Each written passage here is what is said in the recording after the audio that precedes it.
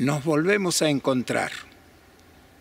Un día soleado, en medio del bosque, con las hojas a las cuales le está llegando el otoño y empiezan a caer en el fondo para formar el humus del cual el año que viene volverán a surgir nuevas plantas.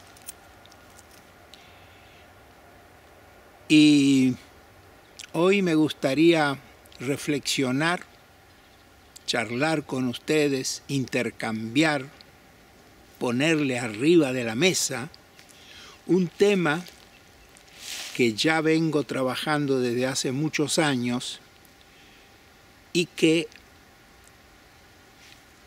verlo desde la óptica del tiempo pienso que puede ayudar a entender también situaciones del momento actual. Momento complicado, momento de genocidios como el que está haciendo Israel con los palestinos en Gaza, ante la indiferencia del mundo en general. Momentos donde se está perdiendo la ética, momento donde se está aplicando lo que el Che dijo en el discurso de la ONU, la bestialidad de los imperialistas, porque Israel en este momento es imperialista.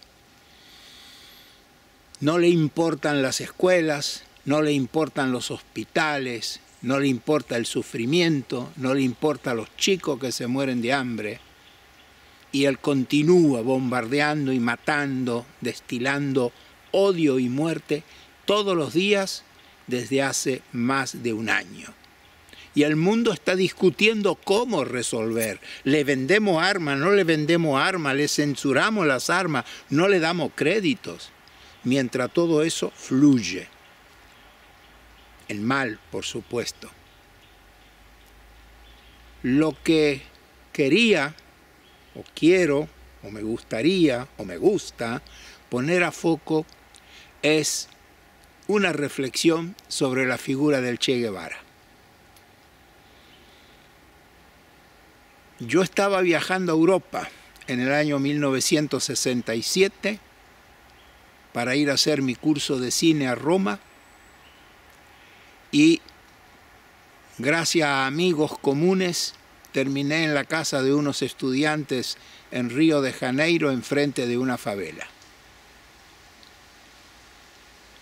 Y recuerdo que la noche que empezó a circular la noticia, el día 8, el Che estaba vivo, todavía no lo habían asesinado, la favela fue un rum de tambores durante toda la noche.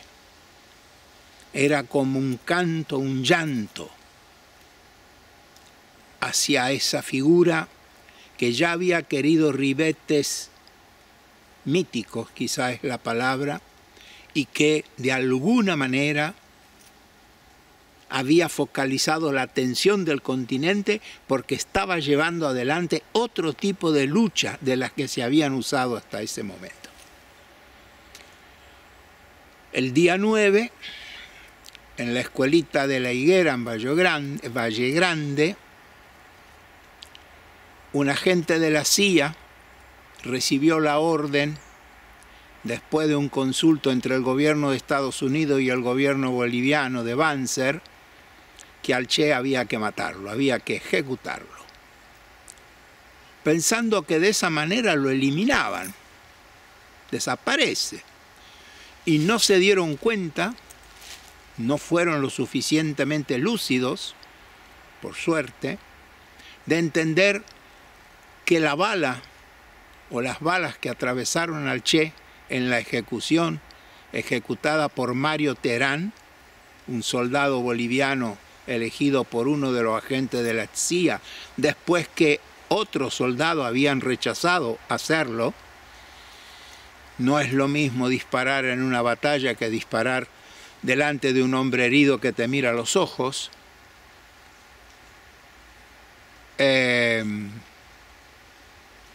No se dieron cuenta que en ese momento, en lugar de matarlo, lo volvían a hacer vivir, aunque él no viviera físicamente.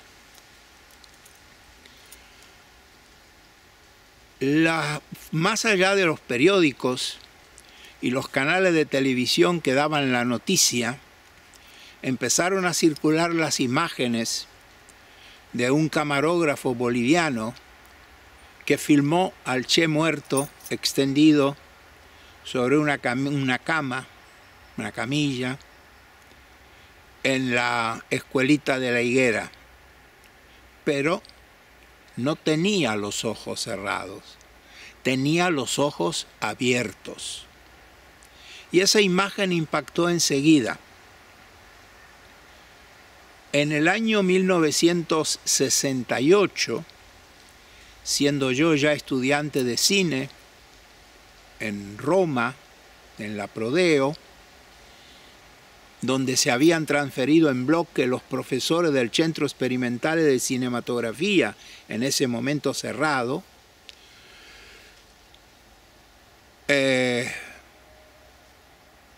Solanas y Getino aparecieron y estaban compaginando en la productora de Giuliano De Negri, Ager Films, estaban compaginando lo que después se conoció a nivel mundial, La Hora de los Hornos.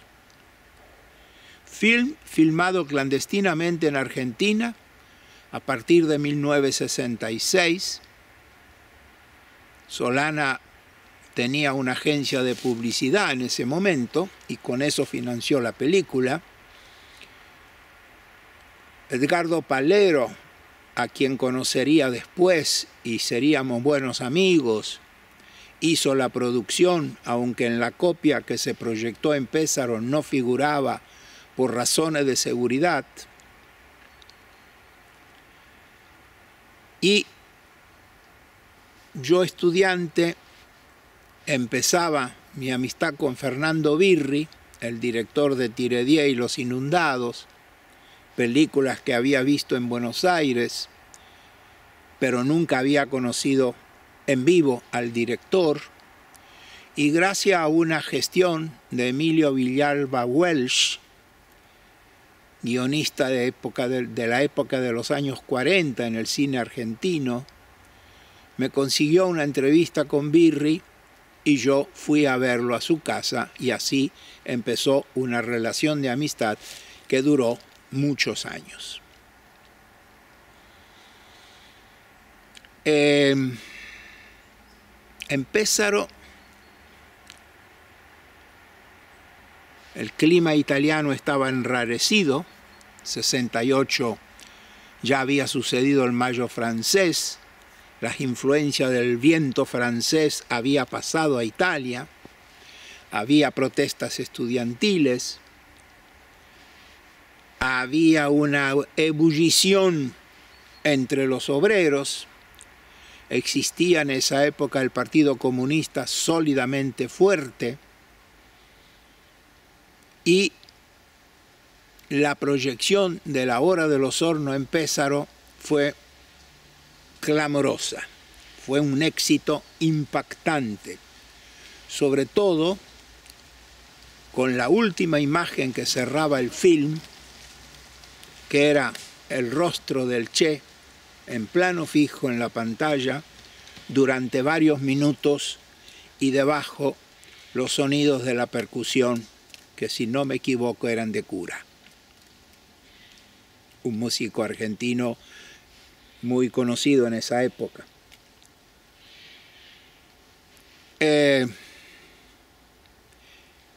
Antes de la proyección, Solanas y Getino subieron al escenario delante de la pantalla y uno de ellos se paró en la izquierda de la pantalla con un rollo envuelto de tela y el otro, Getino, agarró el rollo y empezó a extenderlo delante de la pantalla hasta llegar al final y tenía escrita la frase: todo espectador es un cobarde o un traidor.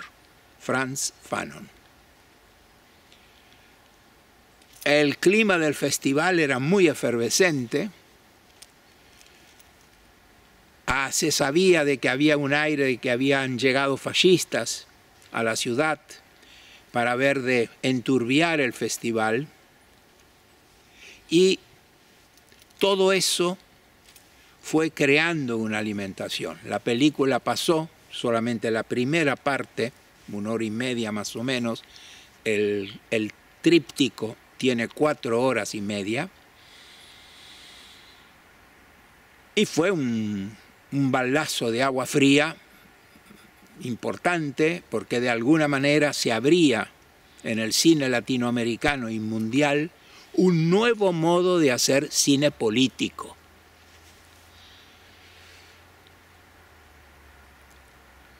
Al día siguiente, esa noche, después de la proyección, hubo un tentativo de los fascistas de rodear el hotel donde estaban los cineastas, y al día siguiente, como una situación de desagravio a ese tentativo, se volvió a proyectar la película. Pero antes de la proyección se había llamado a una manifestación en la plaza que está a pocos metros del Teatro Comunale, donde se proyectaba.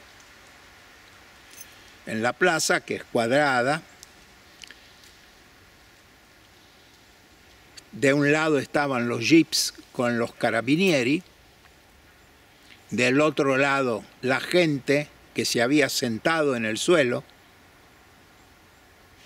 y en medio de este cuadro, una señora muy elegante paseaba como si no pasara nada. La señora era Mary Franco Lao, una musicóloga uruguaya que vivía en Italia y había escrito un libro sobre el tango publicado en Italia, que había tenido un buen suceso, un buen éxito. Y cuando parecía que la situación iba a quedarse así, que no iba a pasar nada, de golpe empezaron a rugir los motores de los jeeps. Los policías, los carabinieri, empezaron a agarrar cadenas y se las pusieron en la mano, y de golpe, delante de una orden que nadie escuchó, pero ellos sí, porque estaban con micrófonos, arrancaron los jeeps y los tiraron arriba de la gente que estaba sentada.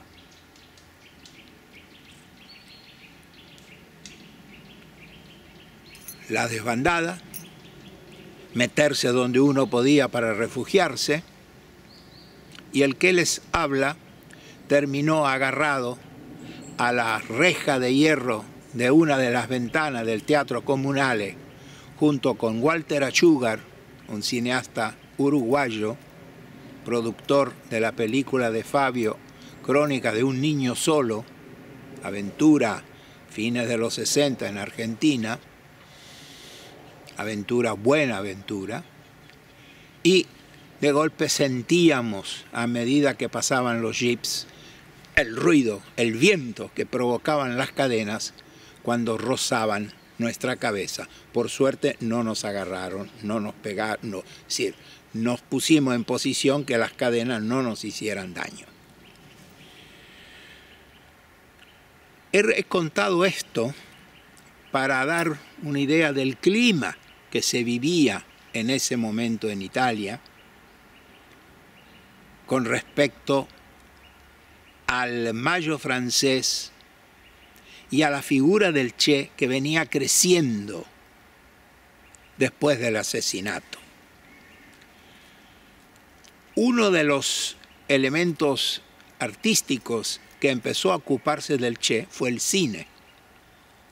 Lo hizo también la literatura, además de la prensa cotidiana en seguir las noticias, el reconocimiento del cadáver, el viaje del papá del Che y del hermano del Che a Bolivia para reconocer el cadáver, el padre del Che que daba entrevista en Buenos Aires. El cine, decía, se empezó a ocupar de la figura del Che. En retrospectiva, puedo decir que el primero que se ocupó de esta figura fue Santiago Álvarez, documentalista cubano, director del noticiero ICAIC, inventor del videoclip, clásico videoclip del Now, 4 o 5 minutos hecho en base a fotos fijas, que mostraron a la gente que trabajaba con la imagen que todavía sobre la imagen se podía crear, se podían hacer cosas nuevas. Lo de Santiago eran imágenes fijas de Bolivia y del pueblo, donde lo mataron, la higuera, pero había una pasión en el comentario que te atrapaba. Obviamente Hollywood no quiso quedar detrás y enseguida hizo una película de ficción que se llamaba Che Guevara, protagonizada por Omar Sharif, que fue un fracaso. Era una hollywoodiana interpretación de la personalidad de un hombre que luchaba por sus ideales y que el cine gringo en ese momento no fue capaz de captar.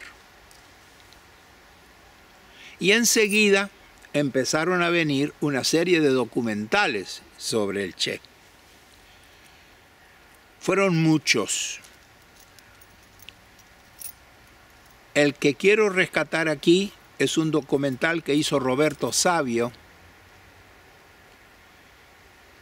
corresponsal de la RAI en Montevideo, que apenas a poco tiempo, pocos meses del asesinato del Che, con una troupe rehizo el camino que había hecho el Che entrevistando a la gente que nombraba en el diario.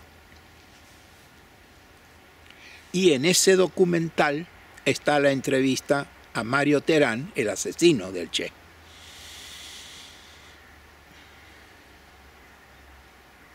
El documental tuvo una suerte muy dispar porque la RAI, que era la productora del documental, la RAI, cuando el documental ya estaba casi terminado, el director general de la RAI pidió ver el documental. Le hicieron una proyección en la Moviola. Moviola, para quienes están en la tecnología moderna del sistema digital, era el aparato en el cual, un aparato mecánico en el cual se ponían los rollos de película y los rollos de sonido para trabajar, cortar y estructurar el raconto de lo que se quería decir. Y cuando terminó, Savoli, esto me lo escribió Roberto Savio en un mail, debido a que cuando organicé una retrospectiva sobre el Che para el Festival de Cine Ceará en Fortaleza, Brasil, pude conseguir una copia de La Salvación, de ese documental que hizo el compaginador,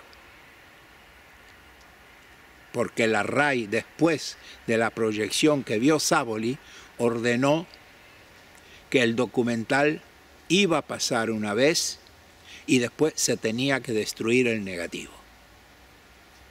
Así de sencillo y así de directo. Entonces decía, el documental era una cronología del recorrido del Che hasta el día de su asesinato. Después vinieron muchos otros documentales. Hay una serie de documentales cubanos entrevistando a los compañeros del Che sobrevividos al asesinato y que pudieron huir de Bolivia. Hubo reportajes en la televisión francesa y española. En los años 1984 fui productor de Mi hijo el Che,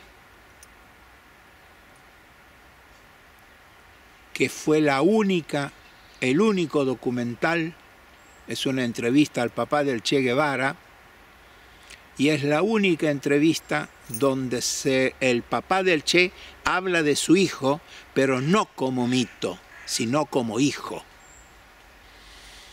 Y después vino Dindó, fueron muchos. Incluso hubo otra película de ficción que vi en una Berlinale hace ya varios años atrás, de Sonderberg. También se llamaba Che Guevara. Y después, a partir del 2001, donde la derecha internacional se empezó a estructurar y a robar ideas de la izquierda o eventos que festejaba la izquierda, los empezó a transformar y lo incorporó al mundo de la derecha.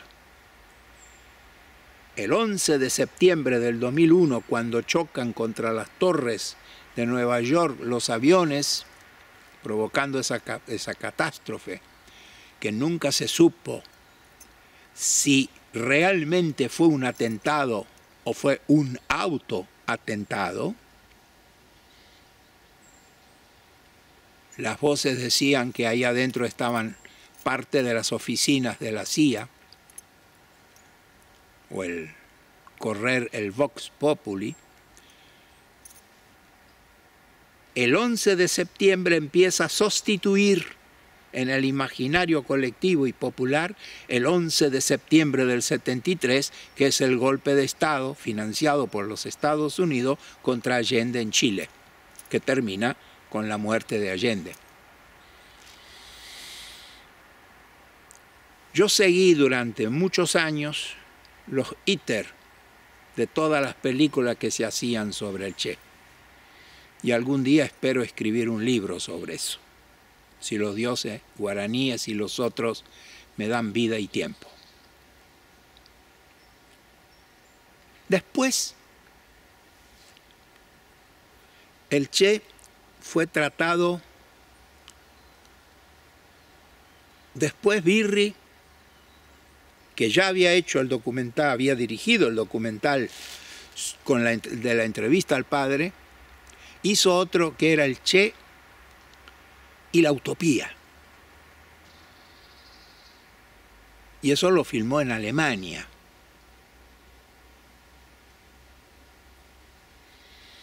Entonces, este recorrido se fue desgranando y a medida que iban pasando los años, se perdió, entre comillas, el interés del cine y de la televisión sobre el Che. Estamos en noviembre, hoy es 25, perdón, estamos en octubre, es 25 de octubre del 2024, y en los días que pasaron, que recordaban los eventos que pasaron en el 1967, allá en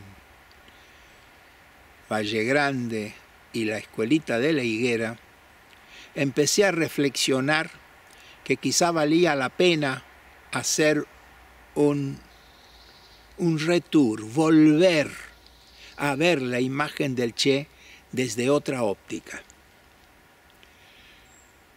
Desde una óptica más distanciada, más reflexiva, donde se pudiera medir en el tiempo qué significó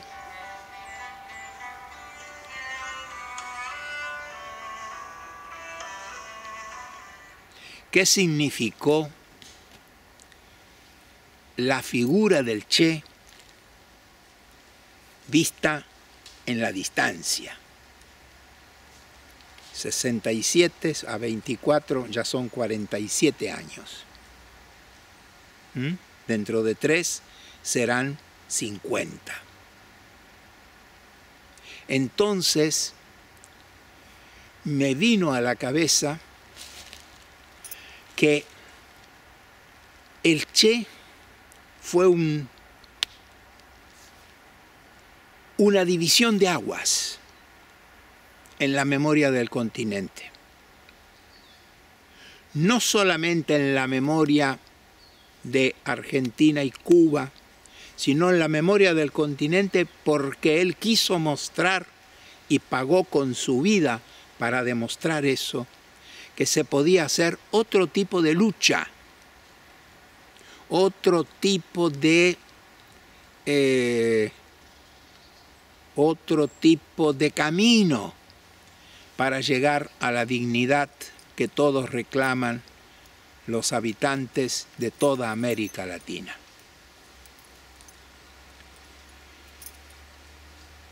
Viéndolo en distancia, creo que el Che marca todavía hoy un ejemplo en este mundo desorientado, en este mundo perdido, en este mundo donde el hombre dejó de ser el valor primario y pasó a ser secundario y fue sustituido por el valor dinero. El Che fue un ejemplo o marcó un camino que se siguió durante un tiempo y después quizás se perdió, se escondió, está resguardado detrás de un árbol para volver a salir en cualquier momento, o es una semilla en la tierra que va a germinar con la próxima lluvia. El Che buscó respetar y elevar la dignidad humana. Dignidad muy menospreciada en este momento, muy menospreciada por todos los que usan la palabra de la boca para afuera, pero no la aplican ni los gobernantes, ni quienes ejercen el poder, ni quienes ejercen la justicia.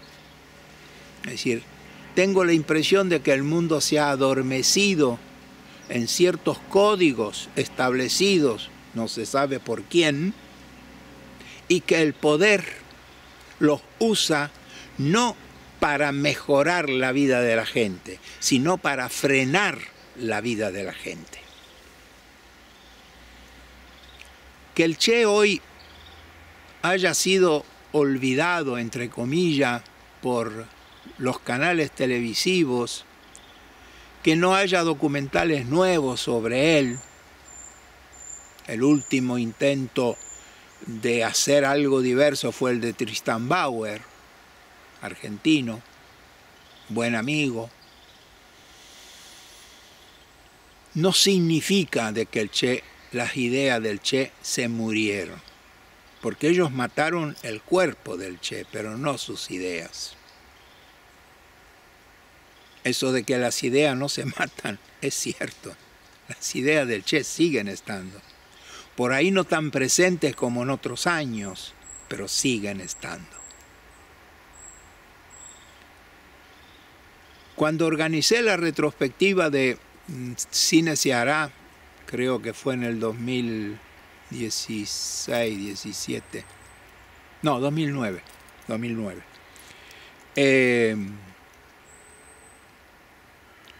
Uno de los conflictos que tenía era si el título que había elegido, Miradas sobre el Che, podía reflejar realmente lo que las películas decían, las películas que había elegido. Y el pudor que había tenido hasta ese momento, había organizado otras retrospectivas sobre el Che para el Festival de Bilbao, donde no incluí mi hijo el Che, por pudor, porque yo era productor y parte del equipo que hizo la película, y me parecía demasiado presentar la obra que yo mismo había auspiciado y hecho. Ahí la incluí. Y con las películas otras que incluí, era una especie de calidoscopio de varias películas sobre el Che. Incluso había una filmada en Alemania, en Berlín, en una manifestación de los nazis, donde el que hace la película le pregunta a uno de los manifestantes qué es para él o quién es para él el Che Guevara, y él se abre la camisa y muestra una camiseta donde está la cara del Che. Vuelvo a la reflexión, porque se podrían hacer muchas otras disgregaciones.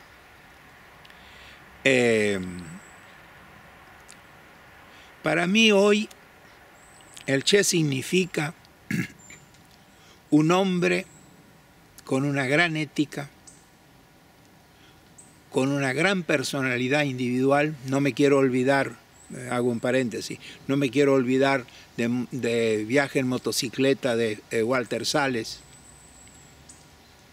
que reconstruye el viaje junto con Granado por América Latina, donde el Che toca la realidad del continente con la mano, y de ahí también nace su impulso para después sumarse a Fidel Castro en México para, con el Granma, llegar a Cuba y hacer la lucha en la Sierra Maestra, que terminó derrocando a Batista y liberando Cuba del mecanismo imperialista de los Estados Unidos. Entonces decía, para mí, el Che hoy se puede resumir en una palabra: ética, que está faltando mucho en la sociedad actual. Esta ética que él aplicó a rajatabla, primero consigo mismo y después en las funciones públicas que ejerció: ministro de Industria, presidente del Banco Central en Cuba, como escribió Eliseo Diego, poeta cubano, al escribir Che sobre el dinero en un poema. Representa la ética, tan confundida, tan ignorada en estos últimos tiempos. Ética que necesita toda persona para mirarse al espejo todos los días. Para mirarse al espejo y decir, ese que está ahí soy yo.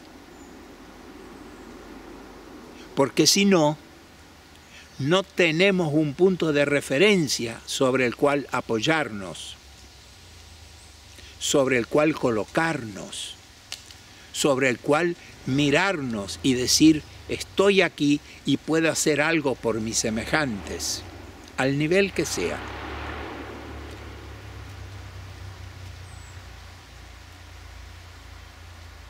Hoy la figura del Che, que no puede ser ignorada por la historia, pone a quien reflexione sobre ella delante de un espejo. Un espejo donde hay que mirarse si queremos seguir pensando que los hombres pueden ser mejores, que los hombres pueden alcanzar sus ideales, que los hombres pueden eliminar la desigualdad social que existe a nivel mundial, que los hombres pueden tener escuela, educación, casa, salarios dignos, y que los hombres pueden tener y llegar realmente al territorio de la dignidad. Hasta la próxima.